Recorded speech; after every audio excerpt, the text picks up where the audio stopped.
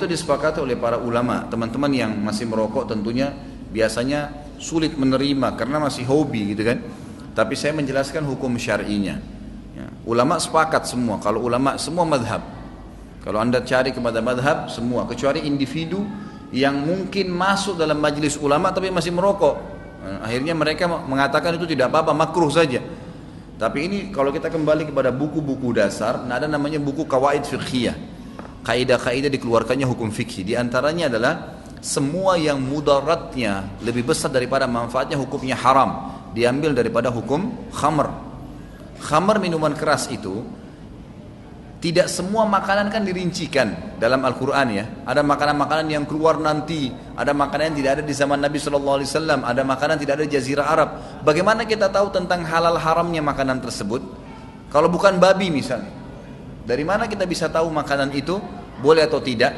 Maka kaidahnya kata para ulama diambil daripada khamr. Kaidah fikihnya diambil daripada khamr. Pada saat Allah berkata, "A'udzubillahi minasyaitonir yas'alunaka 'anil khamri wal maisir." Ditanyakan kepada Muhammad tentang keadaan hukumnya khamr dan maisir serta judi. Qul fihima ithmun kabirun wa manafi'un nas. Katakanlah dia memiliki dosa yang berat, besar dosanya khamr itu dan judi. Dan juga ada manfaatnya buat manusia. Orang kalau judi dianggap hiburan, orang kalau minum khamr bisa hangatkan badannya, bisa dia fly sehingga dia merasa tidak malu misalnya. Ada manfaat yang dia bisa dapatkan. Tapi Allah bilang apa? Wa ithmuhuma akbar min naf'ihima. Tapi masalahnya, dosanya, mudaratnya lebih besar daripada manfaatnya. Maka ulama mengambil sebuah kaidah fikih namanya, semua yang mudaratnya lebih besar daripada manfaatnya hukumnya haram.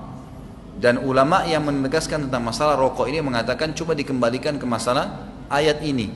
Dia akan masuk mudaratnya lebih besar atau manfaatnya. Semua dokter, dari medis, dari ulama, semua mengatakan itu tidak mungkin. Saya sudah pernah ceritakan, pasti dikatakan mudaratnya lebih besar, otomatis itu. Pernah saya katakan pertemuan antara seorang syekh dengan seorang guru, kalau masih ingat cerita masalah rokok ya. Guru itu mengatakan, "Syekh, dari mana anda katakan rokok itu haram? Sementara saya tidak melihat itu perbuatan yang salah. Rokok biasa, saya beli uang, pakai uang saya bakar, saya ngerokok, biasa, saya tidak merasa ada apa-apa." Gitu kan. Lalu kata syekhnya, karena dia masuk dalam firman Allah Subhanahu wa taala dan Allah menghalalkan thayyibat dan mengharamkan khaba'ith. Allah mengharamkan yang baik-baik, Allah mengharamkan khaba'ith, sesuatu yang buruk. Lalu kata guru itu, saya tidak melihat saya tidak melihat rokok itu buruk. Saya enggak melihat itu khaba'ith. Kata syekhnya, baiklah, kalau kau anggap itu tidak buruk, saya ingin tanya, kalau seandainya kamu pulang ke rumah lalu kamu temukan istri dan anakmu lagi merokok, apa kau akan biarkan mereka merokok? Kata guru itu tidak tentunya. Kenapa kau tidak biarkan? Kan kau bilang itu baik. Kalau itu baik biarkan aja mereka merokok sekalian. Anak kecil sekalian yang baik kasih rokok juga. Kalau memang itu baik. Lalu tiba-tiba guru tersebut mengeluarkan bungkusan rokok dari kantongnya. Dia mengatakan sekarang saya berhenti Syekh.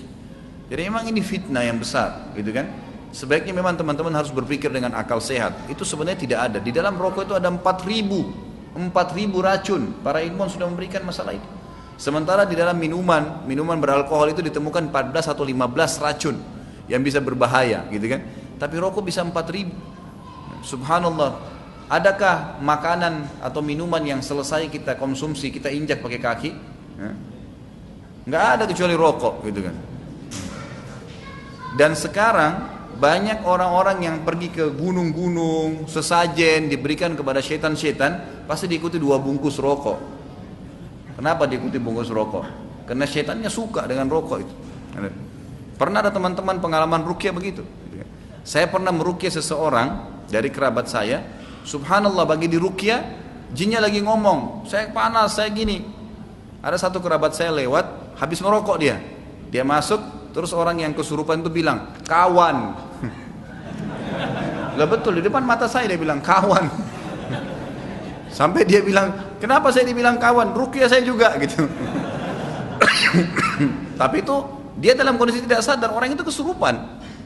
Oh, itu kesurupan, subhanallah. Pernah juga teman saya Ustadz Husain meruqyah orang, sudah kesakitan jinnya, "Iya saya ampun, saya mau keluar." Terus tiba-tiba jinnya gitu, "Segar," dia bilang. Kata Ustadz Husain, "Kenapa kau bilang segar?" Dia bilang, "Itu di depan ada makanan favorit saya." Ustadz Husain datang ke depan rumah itu, dilihat ada orang lagi merokok. Itu banyak pengalaman teman-teman peruqyah seperti itu, gitu kan? Jadi coba kita buka akal pikiran kita, secara medis dia berbahaya, secara pendapat ulama sudah banyak disorotin. Pengakuan setan pun itu bagus gitu kan. Jadi Allah alam, kalau yang mau jadi teman setan silakan.